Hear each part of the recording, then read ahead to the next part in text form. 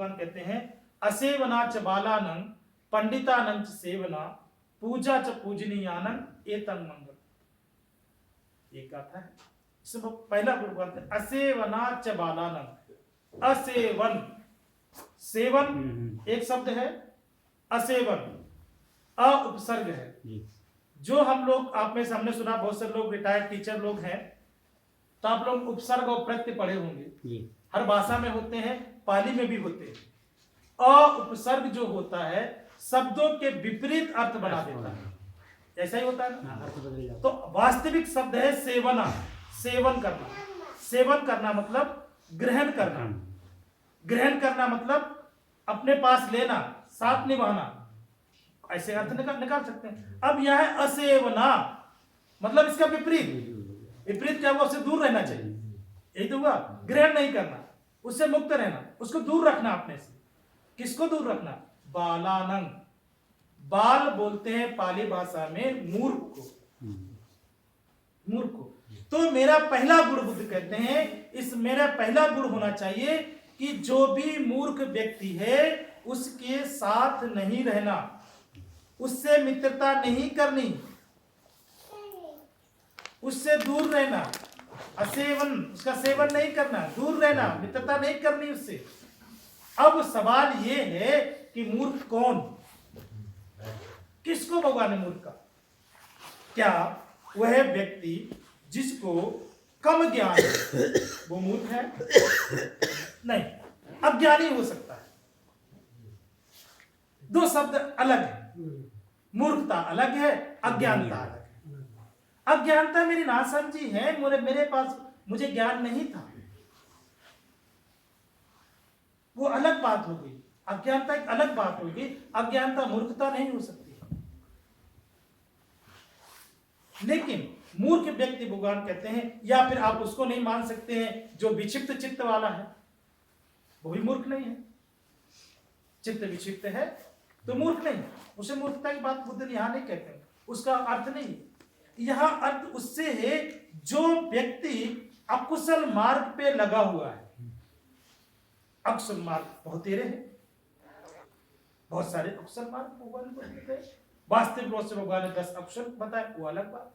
लेकिन सामान्य तौर पे हम समझ लीजिए कि वह सारे कर्म जो दुख के मार्ग पे लेकर तरफ जाते हैं, जो पतन की ओर लेके जाते हैं, उन मार्गों पर लगा हुआ व्यक्ति मूर्ख कहलाता है। जो, और उसको डिफाइन करें, जो सार में सार को नहीं जानता है वह व्यक्ति मूर्ख है। जो असार में सार को खोजता है वह मूर्ख है। बुद्ध कहते हैं ना, सारंच सारतो असारंच असारतो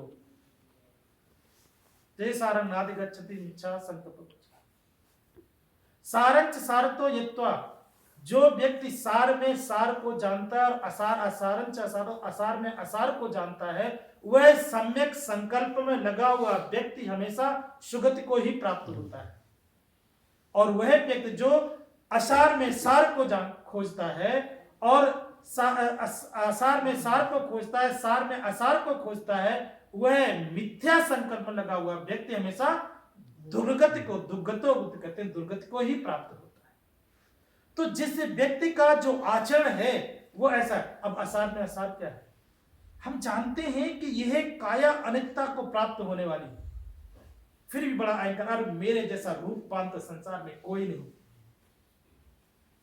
असार में सार में असार है, ये शरीर अनित्य है और उसमें सार खोज जा रहा, उसी में लीन है। जो चीजें अनित्य स्वभाव को प्राप्त हैं उसमें भी हम नित्यता खोज रहे हैं, अस्थिर चीजों में भी स्थिरता खोज रहे हैं। तो ये असार में सार को खोजना है कहलाता है, यह सार असार का अर्थात जो, और उसको शब्द में कहें तो वह व्यक्ति मूर्ख, और उसकी संज्ञा को बढ़ाए आगे तो वह व्यक्ति मूर्ख कहलाता है जो ये नहीं जानता है कि ये जो हिंसा का परिणाम क्या है, वह नहीं जानता है कि अदिन्ना का परिणाम क्या है, वह नहीं जानता है कि विचार का परिणाम क्या होता है, वह नहीं जानता झूठ चुगली व्यक्ति बकवास कठोर वचनों का परिणाम क्या है, वह नहीं जानता कि नशीले पदार्थों का परिणाम क्या है, वह नहीं जानता कि जुआ इत्यादि सट्टेबाजी का परिणाम क्या है।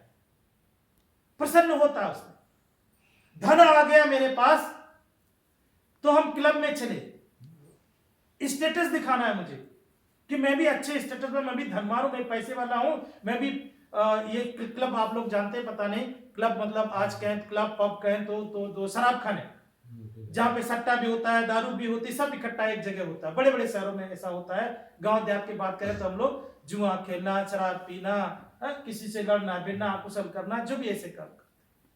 तो व्यक्ति जो ऐसे मार्ग पे लगा हुआ है, उस ऐसे व्यक्ति की मुझे संगति नहीं करनी, ऐसे व्यक्ति से मित्रता नहीं रखनी।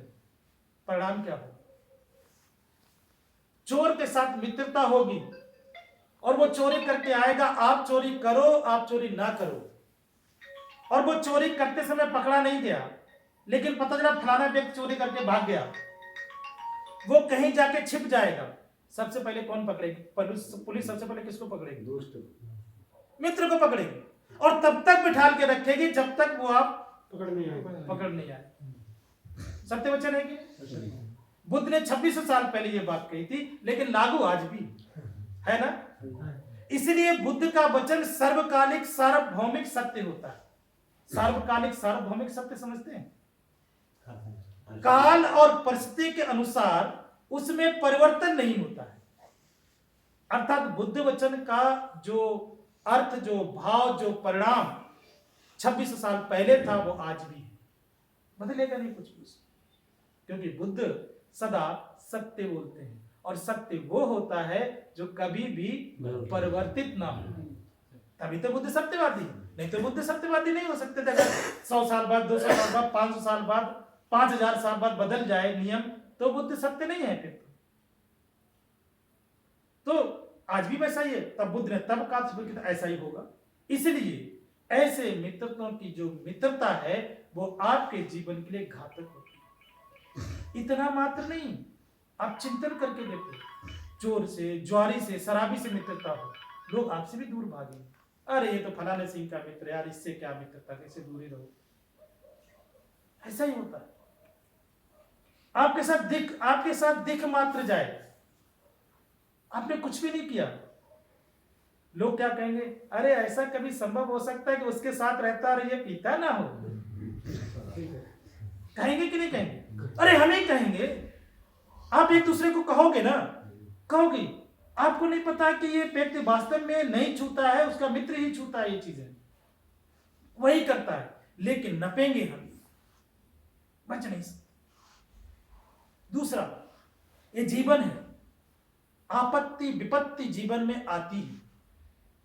अभी इसी में आगे आएगा 8 लोक धर्म, वो उसमें सुख दुख भी है, लाभ अलाभ भी है। ये चीजें लाभ अलाभ सुख दुख जीवन को प्रभावित करते रहते हैं। अभी कभी विपत्ति आ गई, अलाभ हो गया, तो हम क्या करते हैं? अक्सर अपने याति बंधुओं के पास जाते हैं, मित्रों के पास जाते हैं, भाई बहुत नुकसान हो गया, बता क्या करें, बहुत परेशान, कुछ तो अपने सांत्वना के लिए जाते, या वो मेरे पास आता है, आते हैं लोग मिलने। अभी अलाभ हो गया, हम परेशान हैं, व्याकुल हैं, चिंतित हैं, और शराबी मित्र कौन सी सलाह देगा? छोड़ो चिंता, 2 पैग शाम को मारो, सवेरे तक चिंता गायब। इसके अलावा दूसरी सलाह नहीं दे सकता। कारण है उसका भी, वो अपनी जगह बिल्कुल सही है, मैं तो गलत नहीं कहता। कोई व्यक्ति क्या दे सकता है? जिसके पास जो चीज होगी, सिंपल भाई देंगे तो हम वही जो मेरे पास होगा, जो मेरे पास है नहीं वो हम कैसे दे सकते हैं? बताओ, कभी हो सकता है ऐसा? तो उसके पास तो वही उपाय है ना, तो वही उपाय देगा। कभी अलाभ हो गया, जुआ खेलने वाले मित्र के पास पहुंच जाए, आपको व्यापार में घाटा हो गया, वो ये नहीं कहेगा भाई थोड़ा मैं मदद कर दो, थोड़ा कहीं कर ले, दोबारा से व्यापार को सेटअप कर ले और अब सी वो कमियां गलतियां मत करना, तेरा व्यापार चल पड़ेगा। वो नहीं सलाह देगा, वो देगा शॉर्ट टर्म में धन कैसे कमाया जा सकता है, वही मार्ग बताएगा। अरे भाई गया 5 लाख ना, तू 5 लाख की व्यवस्था और कर, देख तेरे 10 दिन में 10 लाख कैसे होते हैं। एक अगर सही दांव बैठ गया तो एक दिन में पुराना घाटा और नया बाड़ा सब मिला के बराबर हो जाएगा। पता चला कि वो मांग 5 लाख घाटे में था, 5 लाख उधार लिया, वो भी गया, अब पहले 5 ही लाख घाटे में था, अब 10 लाख घाटे में। यही होता है जीवन में। और ये जीवन की सामाजिक सच्चाइयां हैं जिसको हम भी जानते हैं, आप भी जानते हैं।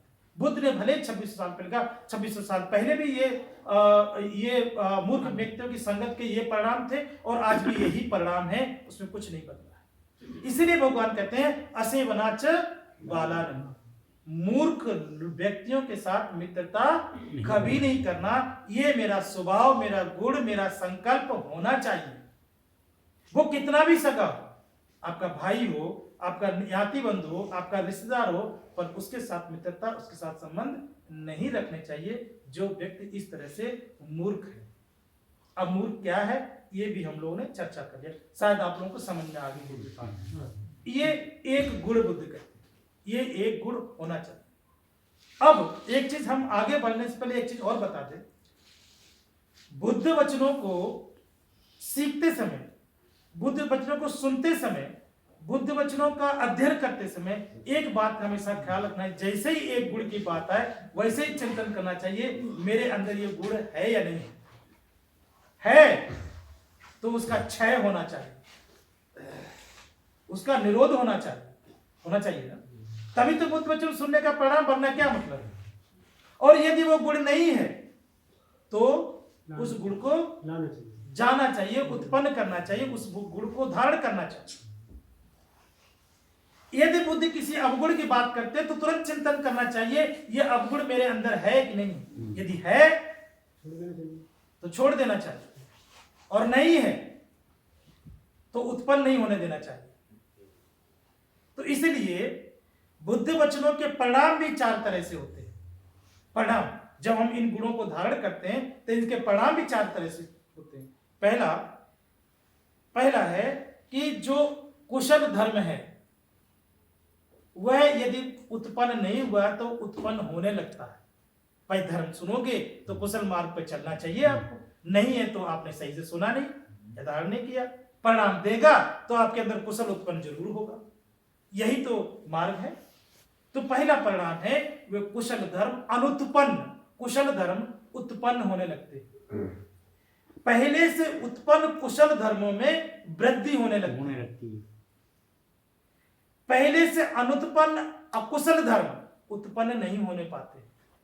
पहले से उत्पन्न अकुशल धर्म प्रहीन होने लगते हैं, छीन होने लगते हैं। ये 4 तरह से परिणाम होते हैं जब ये 4 तरह से हम चिंतन करते हैं धर्म को, है ना। तो पहला गुण हमने ये 38 में से पहला गुण हमने सीखा। इसी में